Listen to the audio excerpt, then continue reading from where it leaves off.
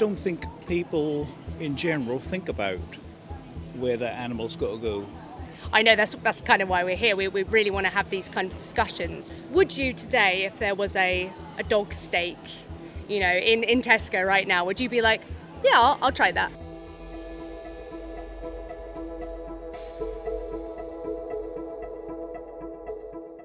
So we've got a sign here that says oat milk is better than dairy milk. And for us, we see there is a significant cost of dairy milk. Could you think of some of the costs that are present in dairy milk that aren't in the plant-based milks, for example?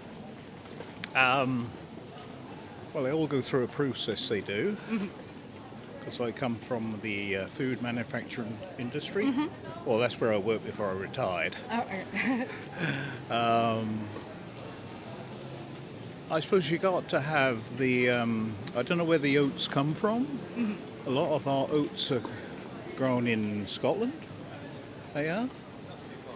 So you got to transport them to wherever the factory is. Now with dairy, you have if you like, they have a side business in manufacturing minced beef out of the male animals. They do, which don't faze me really. Which doesn't faze you? No, because what I say is we can't go completely vegan unless you want to get rid of all the animals.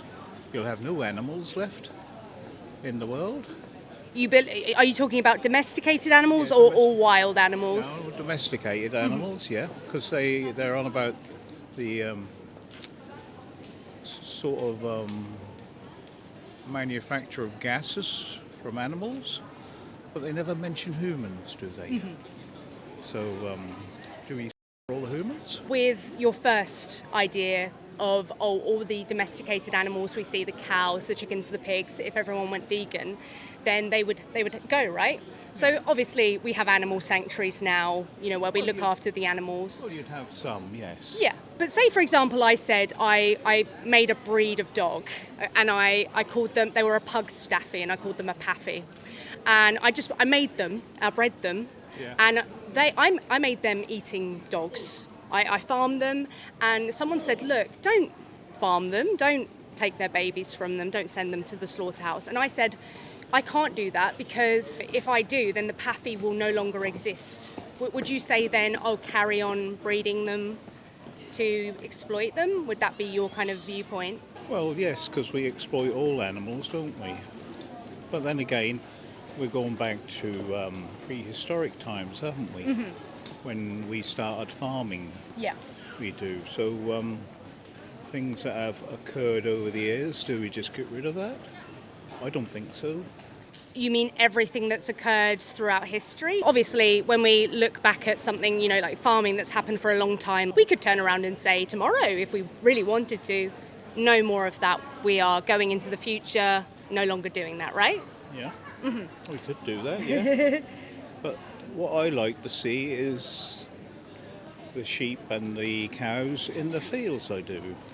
Well, that's the thing. Obviously, there's things I could like for example, I could like it when humans cry. I could just enjoy that. But it doesn't mean I get to step on their toes to make them cry, or I get to them so they cry. Do you know what I mean? So it might be something like, I enjoy this, but we have to, again, look at the kind of cost that it comes to another individual. Because are we in agreement that cows, like dogs, like humans, they're feeling beings with a personality, right?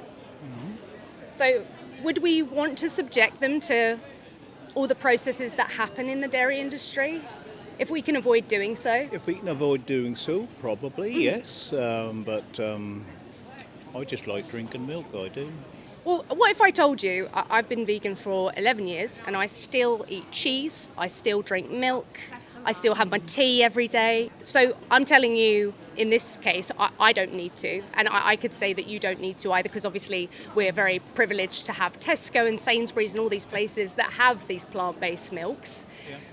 Would you say, look, I know what happens in the dairy industry, the animals are artificially inseminated. I'm sure you know about the babies being taken away. The babies are taken away, and these days The male ones are not like they used to be. They are grazed, out in the fields until it's time for them to become minced beef. Yeah, it depends on what calf they're classified as. If they are male, a lot of the time they will just be. Obviously, they're not used for veal. We don't really eat them in the UK. Don't do veal any longer. No, but we still them. So and the free Martin calves, the girls who are twins who can't reproduce, we'll send them off to be sold as well. But yeah, the bobby calves, they're killed at a very young age. But you see, it's like dogs. Mm-hmm. Now, I've not been brought up to eat a dog. No. But if I had to, I would. I guess we're not making this hypothetical of like, if you have to. Because obviously right now I don't have to go and eat that dog over there. That would fully be a choice. Just like it would be a choice for me to go to Tesco and buy, a cut of pork. That would be a choice when I could pick something else, right? So obviously if you had to, maybe you would make these choices. But would you today, if there was a dog steak, in Tesco right now, would you be like, yeah, I'll try that?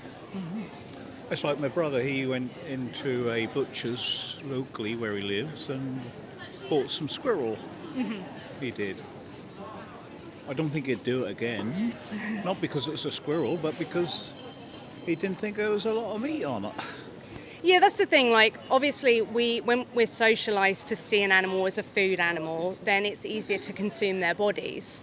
But what we're saying is, it's weird to begin with and wrong because obviously we are affecting a being, right?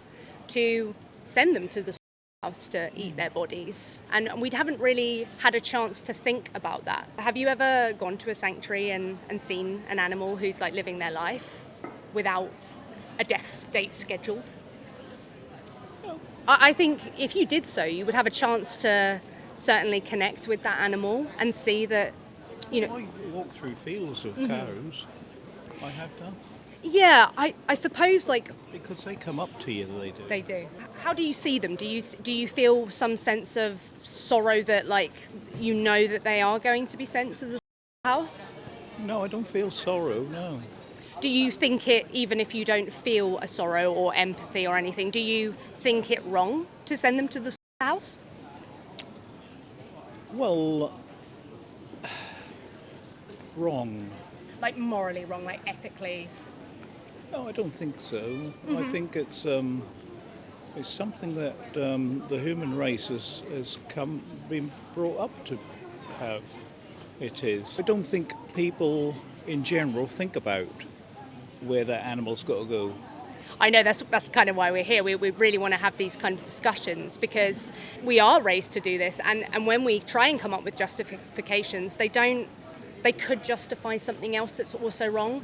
I could be brought up into a world of, just people who have green eyes. It wouldn't make it right just because I was brought up in that world, right? Like us, if we were sent to the house, that would be the plot of a horror movie for us. It would be horrific.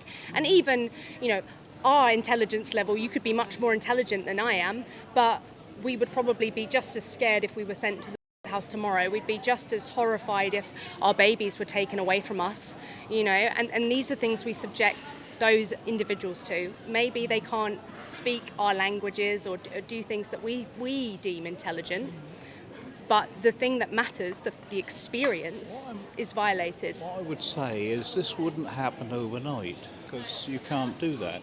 But that's the thing, if we look through history, it's never an overnight thing, obviously. We see something that is abhorrently wrong to these individuals, and we're trying to get people to empathise with them and connect and leave them be. Yeah. But there wouldn't be as many animals as there is now. Arguably, obviously, biodiversity loss, it's big in farming, and if we work up the trophic pyramid, if we're feeding crops to animals to then kill them, we're using more energy. So maybe there'd be more wild animals, but there'd be less domesticated animals, absolutely, because right now there's about 80 billion land animals who are farmed. So it's like they slaughter badgers, don't they? Because of the dairy industry, yeah. Yeah, because TB. Yeah, they scapegoat them for bovine tuberculosis, absolutely. But is it the badger who brings the TB, or is it the animal, the cow? And it's often the malpractice of the farmer not actually ensuring that their area is, well confined. So, we blame the badger and them. And again, because we see them as less than, we think it's justified. Whereas if a human is a nuisance, we'd like to think we don't just think, oh, them, No. But anyway, I don't think I could say much more. No, that's fine. Thank you for your time in saying these things. And yeah, that's why we're here. We want people to think about these things and hopefully change their behaviour.